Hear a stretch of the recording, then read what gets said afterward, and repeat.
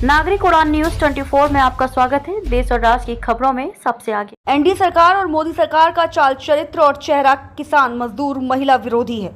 आपको बताते चले कि कांग्रेस ने मोदी सरकार पर वही आरोप प्रत्यारोप लगाने हुए बीजेपी को किसानों का हितैषी न होकर विरोधी बताने का कार्य किया है, जिसमें देश के कृषि मंत्री शिवराज सिंह चौहान का ट्रैक रिकॉर्ड पर भी आरोप लगाते हुए कहा कि रायसेन और मंदसौर में किसानों के खून से होली खेलने का कार्य एमपी के पूर्व सीएम शिवराज सिंह चौहान और बीजेपी के अन्य नेताओं पर भी तीखे प्रहार किए हैं और कहा लेकिन दुर्भाग्य की बात है कि अब वह देश के कृषि मंत्री बन गए हैं, वो किसानों के सच्चे हितैषी कैसे हो सकते हैं। जबकि एक तरफ मोदी सरकार ने सदन में कहा कि वे किसानों को लागत पर 50% मुनाफा देने और कहा कि कांग्रेस के स्वामीनाथन आयोग की रिपोर्ट किसानों के हित में निर्माण की थी, जिससे किसानों को एमएसपी के साथ अधिक पैदावार के साथ छूट और विभिन्न किसानों के हितों के कार्यों से जुड़ी रिपोर्ट को कूड़ेदान में डाल दिया था।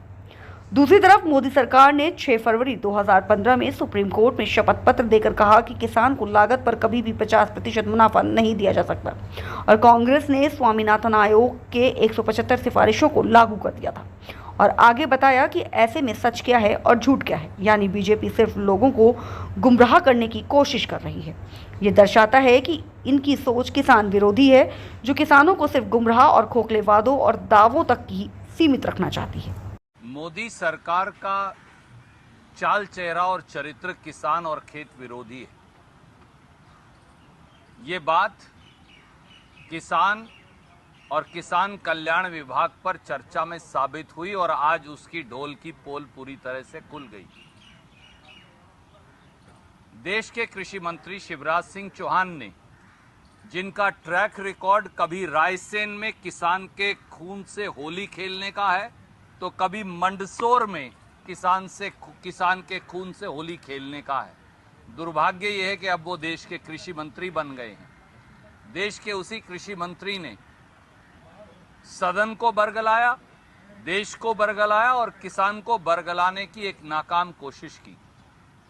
लंबी बातें आदरणीय दिग्विजय सिंह जी बताएंगे, अपने वक्तव्य में उन्होंने क्या कहा और मेरे आदरणीय साथी संजय सिंह जी बताएंगे। केवल 3 पहलुओं को एक एक लाइन में मैं जरूर कहना चाहूंगा। मोदी सरकार ने सदन में ये कहा कि लागत पर 50% मुनाफा वो देंगे, ये उनका सिद्धांत है और उन्होंने इससे कभी गुरेज नहीं किया।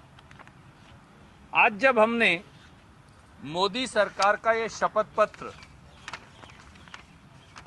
जिसकी तारीख है 6 फरवरी 2015, देश की सुप्रीम कोर्ट को मोदी सरकार ने यह शपथ पत्र, जिसकी प्रतिलिपि मैं आपको भेज रहा हूं, शपथ पत्र देकर कहा कि किसान को हिंदुस्तान में कभी लागत पर 50% मुनाफा नहीं दिया जा सकता। तो सत्य क्या है और असत्य क्या है? किसान से इससे बड़ा घोर अन्याय हो ही क्या सकता है। दूसरा, किसान के बारे में यह कहा गया कि स्वामीनाथन आयोग, जिसका गठन डॉक्टर मनमोहन सिंह जी, श्रीमती सोनिया गांधी जी, कांग्रेस की यूपीए की सरकार ने किया था, उसकी रिपोर्ट को कांग्रेस ने कूड़ेदान में डाल दिया। पर मोदी सरकार ने 6 फरवरी 2015 को इसी शपथ पत्र में बताया कि कांग्रेस की सरकार ने स्वामीनाथन आयोग की 175 जो रिकमेंडेशंस हैं वो लागू कर दी थी। तो सत्य क्या है या असत्य क्या है? या तो ये सुप्रीम कोर्ट को झूठ बोलते हैं या फिर ये सदन के अंदर और देश को गुमराह करते हैं। और इतना ही नहीं, जिस प्रकार से पूरे विपक्ष को श्रीमती सोनिया गांधी जी के नेतृत्व में वॉकआउट करना पड़ा, वो दर्शाता है कि इस सरकार का चाल चेहरा और चरित्र, इस सरकार का मुखौटा ही खलनायक का है। ये ऐसे खलनायक हैं जो मुखौटा तो नायक का ओढ़ते हैं, पर जो असल काम करते हैं वो खलनायक वाला करते हैं। और ये बात साबित भी हो गई। इसलिए हमने ये भी सरकार से पूछा कि क्या आपने किसी फसल का भी एमएसपी दिया, तो वो कहते हैं किसान को एमएसपी की आवश्यकता ही नहीं है।